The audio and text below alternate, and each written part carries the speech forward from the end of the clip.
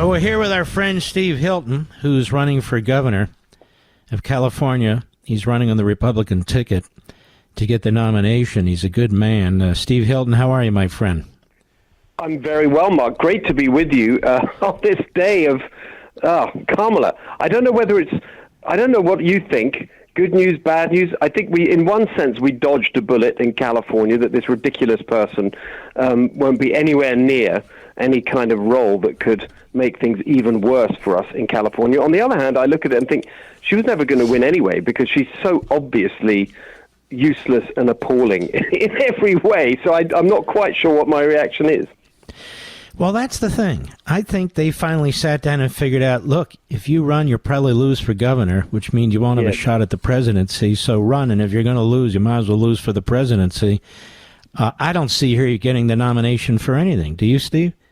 No. I mean, she's been so disastrous at everything, wasted so much money, and just clearly is someone who really believes in nothing other than her own political advancement.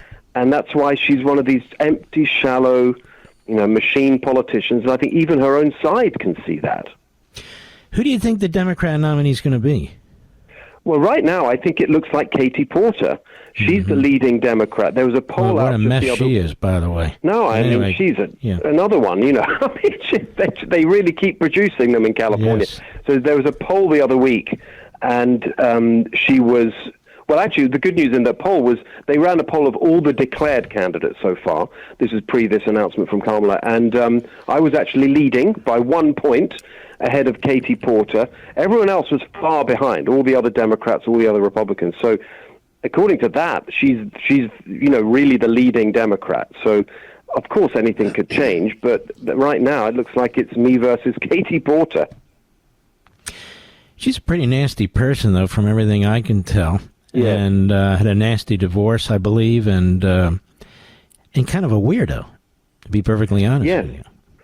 And there's something about the manner and the lecturing, and I think it just fits with this, we're so sick of this nanny state nonsense in California, telling us what to do about absolutely everything, what car to drive, what kind of, how to cook your food, gas boilers are going to be banned, endless nanny state telling you what to do. And she just represents that in physical form, I think.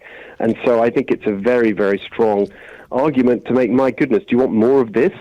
I don't think so. Are the demographics are pretty rough in California. Yeah, I mean, I don't even know what the majority party is. Is it independents? Is it the Democrats? What is it? So there's two ways of looking at it. When you look at voter registration, the Democrats are a long way ahead. Republicans have just moved ahead. For a long time, actually, they were third to what they call no party preference. Republicans are doing well on voter registration, just moved up to second place. The gap there is very big. But when you look at actual votes, it's not as big as people think. President Trump got more votes here than any Republican for a generation. The gap is... people sometimes think of California and look at it and say, it's 80-20 Democrat-Republican. It's not. It's more like 60-40. And when you look at the actual number of votes, there's a simple way of thinking about it, which is really the driving force of my campaign. Next year is a midterm election where you get a lower turnout. And if you look at the votes that President Trump got in California last November, he actually got more votes than I would need to win on a reasonable projection of what the turnout would be. A reasonable estimate of how many votes will be cast next year in California is 11.8 million. That's the average of the last two midterms. So to win, you need around 5.9 million votes. Trump got 6.1 million votes. So the Republican votes are there in California. We just need to get them to turn out in a midterm election. That's the job of a strong, energetic campaign. That's what I'm running. We've also got voter ID, which people and friends of mine are working hard to get on the ballot for next November. That'll help Republican turnout. So I'm not minimizing the task. It's definitely an uphill struggle, but the climb is not quite as steep as a lot of people think. We've definitely got a shot here. I think it's our best shot for at least 20 years to bring some sanity back and turn things around in California. Do you find the media markets are at least willing to give you some platforms in order to communicate your message? Yes, it's getting better. You see that in Los Angeles. You see, certainly in the Central Valley, down in San Diego.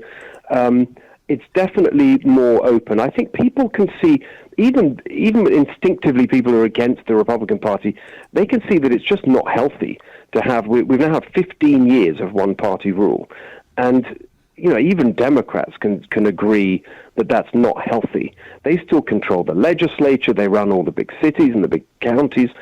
But I think that argument that I'm making, we're very much in line with the Trump approach. Very pragmatic, not ideological, problem-solving, practical, focused on fixing the things that are particularly hurting working-class Californians, who are especially hurt by these insane Democrat policies, in particular the climate elitism that just raises everybody's costs. That kind of campaign, I think, people are really responding to. I'm talking to Steve Hilton, who's running for the Republican nomination for governor of California. You know, Steve Hilton, I think what hits me in the face every time I come to California, and you can't miss it, when you drive around and you look at the price of gasoline, it's like that. Yes. That price is so high. It's not that high anywhere but Europe, I think. It's insane. Well, and it's a direct result. I'm so glad you mentioned it, Mark.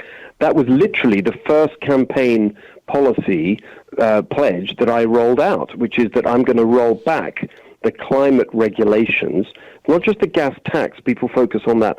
Actually, a bigger part of it, of the cost that drives it up to $5 gas, heading towards 6 and 7, is all this nonsense, this climate regulation, which doesn't even achieve its own goals. I'm going to roll all that back. So my pledge is $3 gas for California, which we can deliver. Now, you say that in the rest of the country, and people kind of shrug and say, what's so good about that?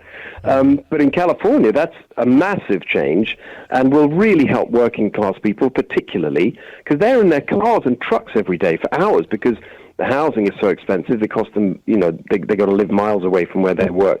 And so it's exactly the kind of thing that these elitists, who live in Marin County, who work from home, tapping away their laptops, they don't care about the price of gas. They don't pay it.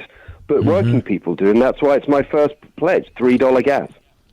We're here with Steve Hilton, who is running for the Republican nomination, and I want to give you a lot of credit. It takes a lot of time and energy and a lot of money, and you lose a lot of money when you do it. People don't realize because you have to kind of give up your job or go part-time or what have you, and it's great that you're doing this, and I wish you all the best. I really do. And so immigration, how does that cut? Yes. So look, Mark, I'm a legal immigrant. We moved here with my wife and my 2 sons in 2012. Visa, green card, got my citizenship in 2021, did it the right way.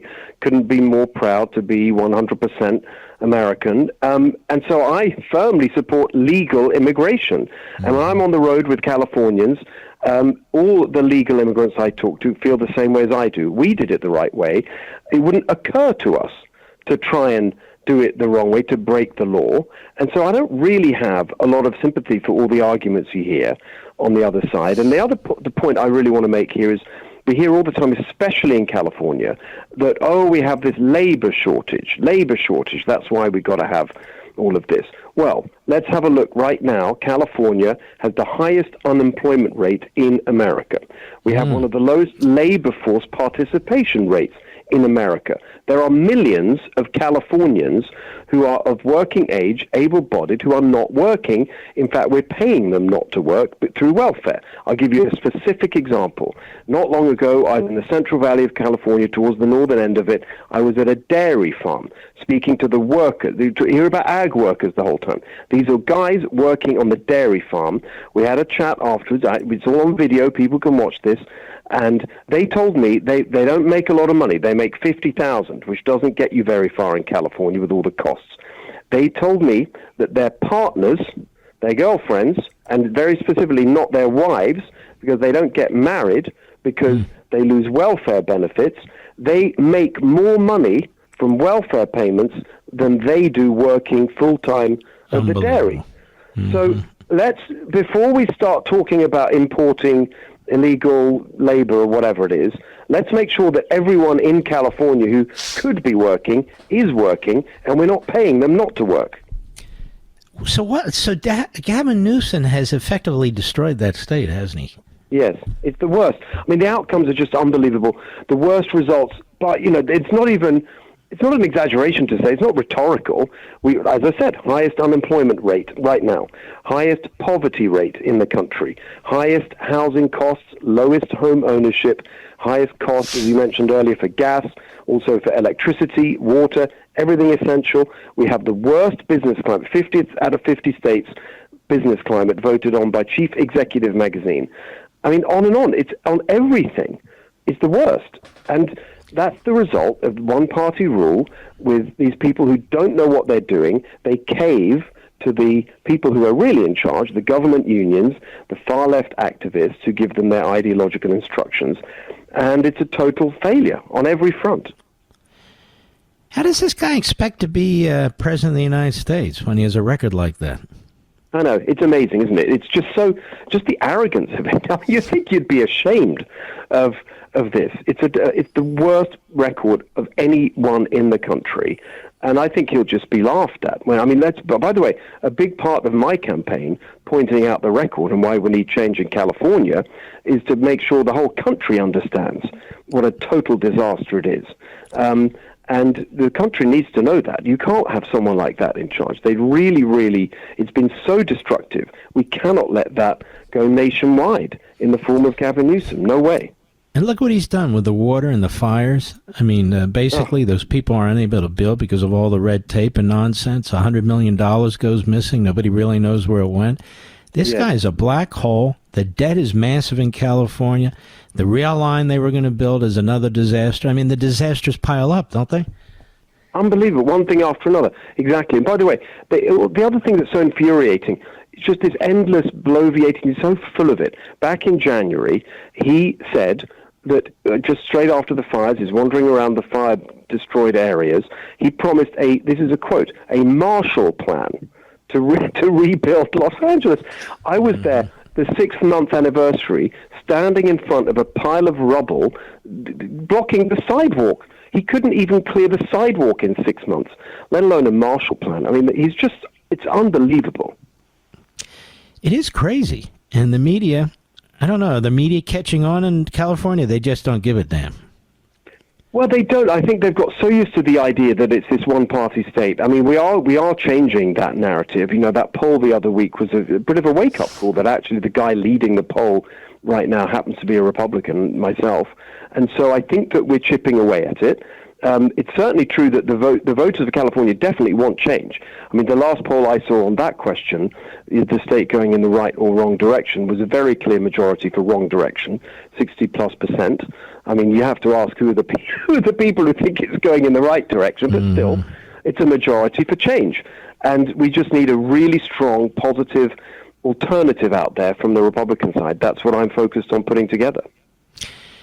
Now, tell us how this ranked voting works, even if I'm talking about it correctly, when it comes to Republicans and Democrats in a primary and in a general. Yeah.